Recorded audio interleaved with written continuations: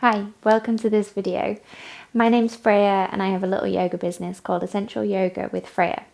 A question that I get asked a lot as a yoga teacher is what to expect from your first yoga class. So I've put together a series of videos to help guide you through what to expect so that the idea of going to your first in-person yoga class isn't so daunting. I've done a video that explains what you might need to bring and the structure of a yoga class, so I will link that here and I'll pop it in the description below. There'll be 5 videos in the series where we'll do the Pranayama breathing, 3 asana videos from the different sections in a yoga class, and then a meditation video. And then after I've done each of those each week, I'll pop them all together so you can practice them all together or you can practice each separately. So yeah, I hope you enjoy the little series. If you have any questions about what to expect from your first yoga class or any other yoga questions in general, then just pop a comment below and I will endeavour to answer them. Enjoy!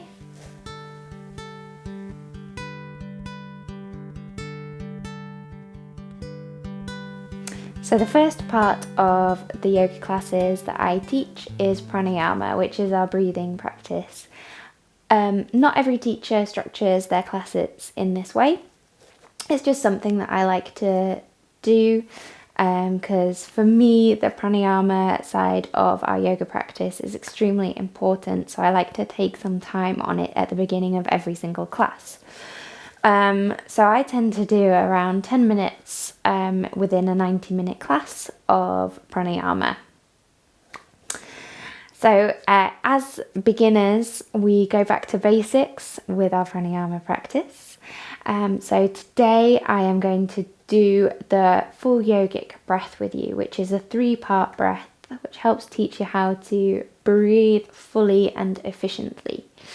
So for this breath, we will be lying down. Sometimes in yoga classes you'll do your breathing seated, but for this one we will come to lying down. So if you want to bring yourself down onto the mat and just finding a way to lie that is comfortable. So you can use any props that you want to. Having the blanket underneath your head can feel quite nice. Sometimes it's nice to have something underneath the knees, so you can roll up a blanket and pop it underneath the knees. Whatever feels best, really. And then just lying either with the legs stretched out away in Shavasana or knees bent, feet on the mat. If you have the knees bent, try having the feet a little bit wider than the mat, knees rolling in towards each other, and then the legs support each other. Great. And then we're going to have the hands resting on the belly, fingertips touching. Try drawing the shoulder blades together behind you and then settling the shoulder blades into the mat. So the shoulders are down away from the ears. And let the body relax into the mat. So just take a moment, having a little wriggle, make sure you're comfortable. And when you're ready, allowing the eyes to gently close. And just take a few moments to draw your awareness in. Check in and notice how you're feeling within yourself. So our yoga practice is about connecting back into the self. With everything that goes on in our day-to-day, in society, in work, families, friends, a lot of how everything functions is drawing you out of the self. And that's okay. But it's important to have practices that bring you back in, that connect you back into the self, into the mind, the body and emotions. Taking time for that inner world.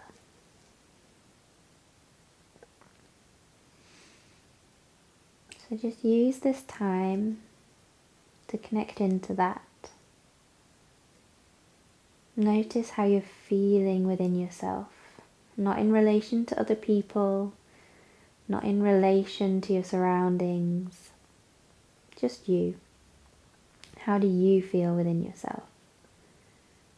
That could be how you feel emotionally, how you feel physically, how you feel mentally, whatever stands out to you. Just notice it and be aware. But try not to analyze. Try not to attribute positive or negative. Just be aware of it.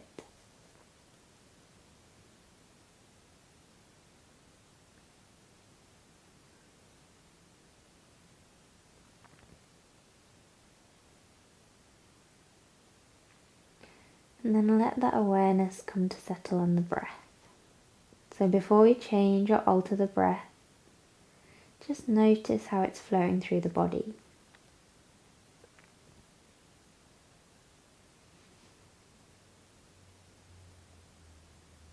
Maybe you favour the inhale or the exhale. Is it smooth or does it catch anywhere?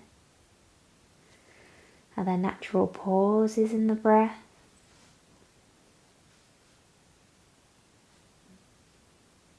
Are you breathing through the nose or the mouth?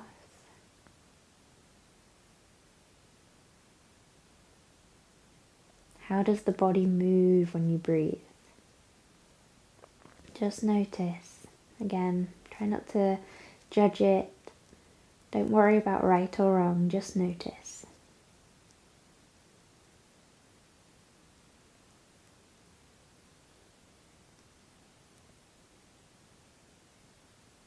Simple breath awareness.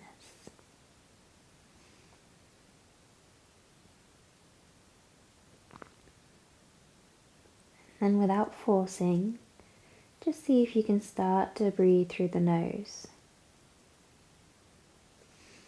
Now maybe some of you naturally are breathing through the nose already.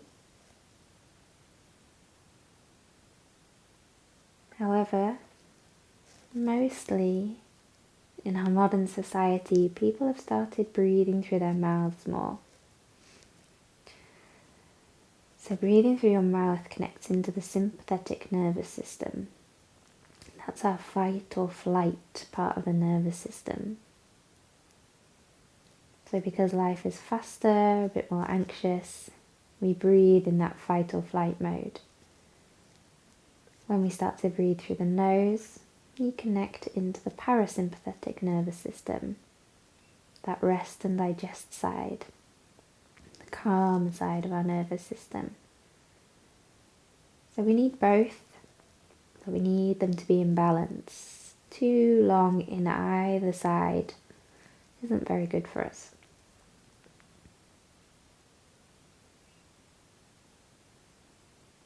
So in yoga, we train ourselves to breathe more through the nose, to come back to that parasympathetic nervous system, to help lower the heart rate, to create calm in the mind and body. But what we do with that is we learn how to control our breathing.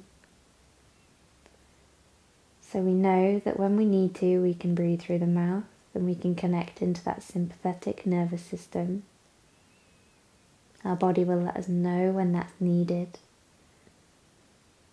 But we know we can choose to come back to the parasympathetic. We can choose to breathe through the nose to control the breath. Breathing is a muscular action and it needs to be trained just as much as we need to train the rest of the body to be happy and healthy. We also need to train the breath.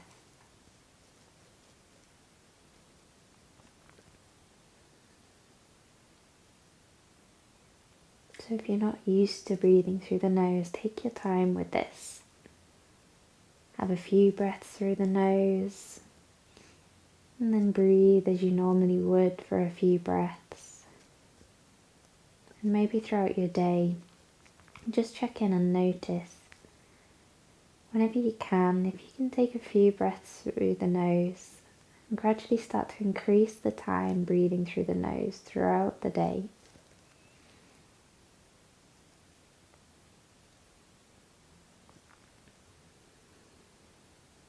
So then we're going to think about sending that breath down to the center of the body. So as you inhale, allow the belly to expand, fingertips moving away from each other. And as you exhale, let the breath settle. Let the body settle. So the inhale, the belly expands. The exhale, the belly settles. Fingertips coming back towards each other.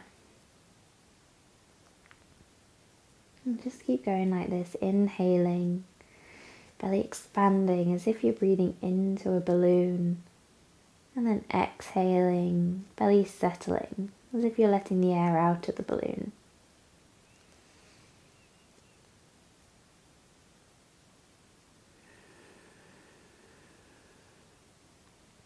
Again, this is something that we've maybe learned a little, particularly in Western cultures, is that when we inhale, we draw in.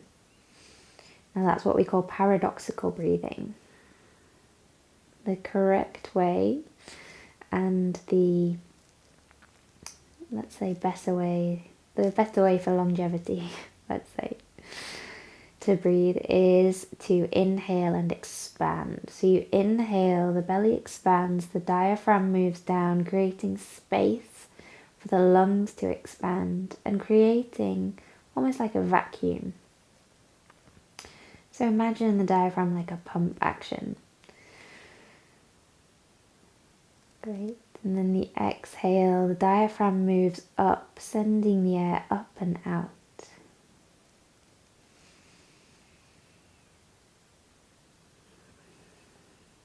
Wonderful.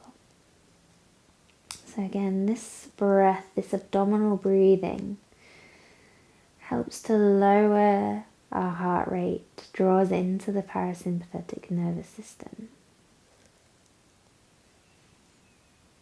So if you're starting to feel stressed, just spend a moment breathing through the nose, sending that breath right the way down to the belly. Obviously the air isn't actually going into the belly, but that's what you're imagining.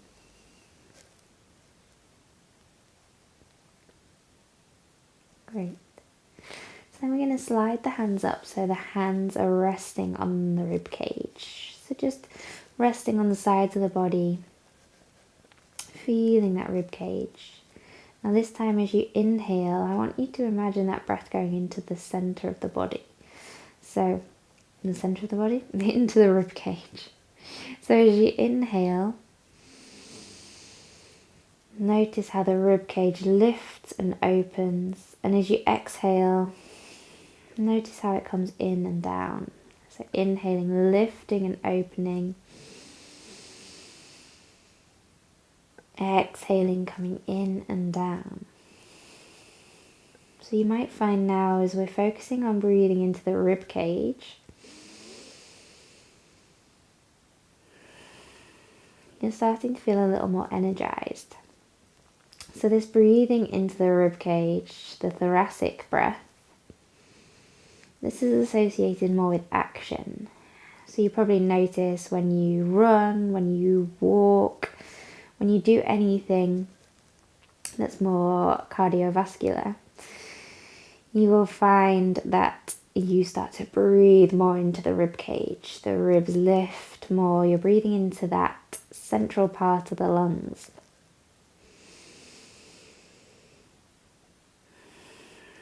You maybe notice that the heart rate starts to speed up a little as we concentrate on the ribs.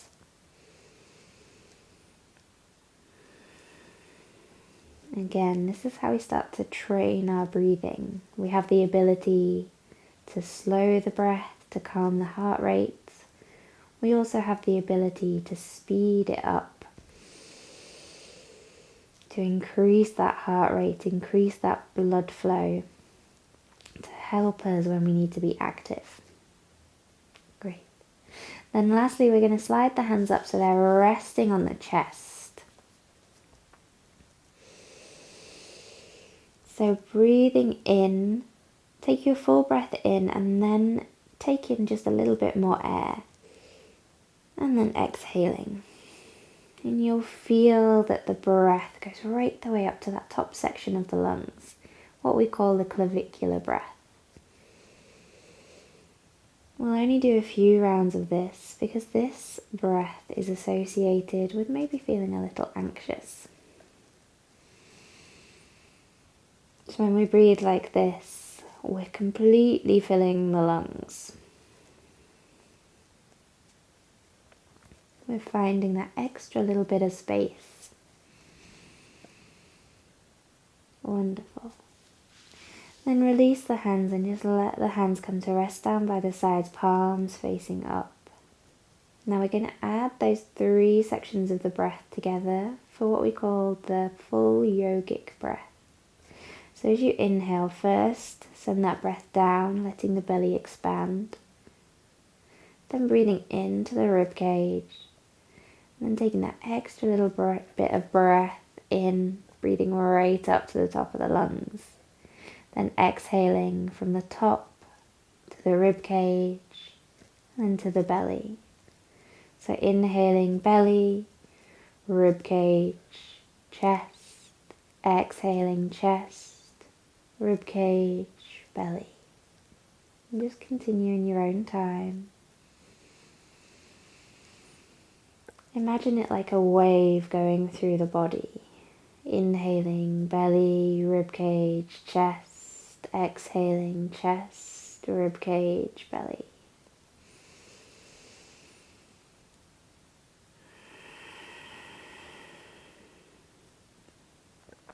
Don't worry if it feels a little unnatural.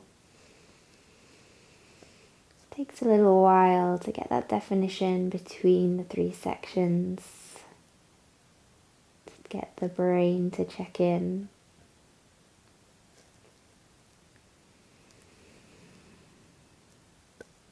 A full yogic breath, utilizing all 3 sections of the lungs, finding that balance in the nervous system. So not all parasympathetic, not all sympathetic, balance between both.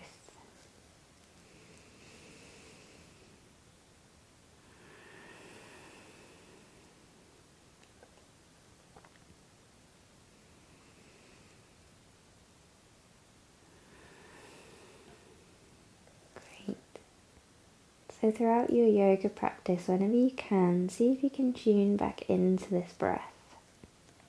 You'll probably find at points the breathing slows and becomes more abdominal, and at points the breathing hastens and becomes more thoracic. That's okay. That's natural. That's our body doing what it needs to do and what it's designed to do. But whenever you can, just come back to this full yogic breath, finding balance in the body.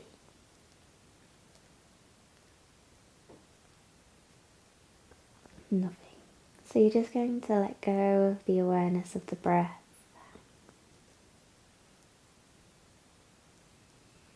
Just let the breathing settle back into its natural rhythm. And just take a moment noticing the effects.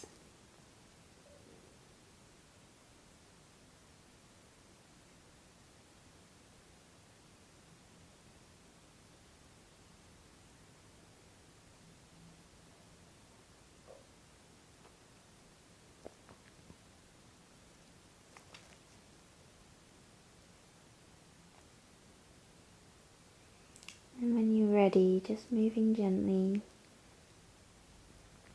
maybe giving the fingers a little wriggle, the toes a little wriggle, drawing the knees in and rocking yourself up to sitting. Lovely. So I hope you enjoyed that pranayama practice. So next week will be the first section of the asana practice. And yeah, then the week after, more asana, week after, more asana, and the last week, meditation, and then I'll put them all together. So hopefully I will see you here again next week. The videos will come out every Monday at 5 p.m. So make sure you click the subscribe button and the little bell notification, and then it'll let you know as soon as they are uploaded. Lovely. Om Shanti.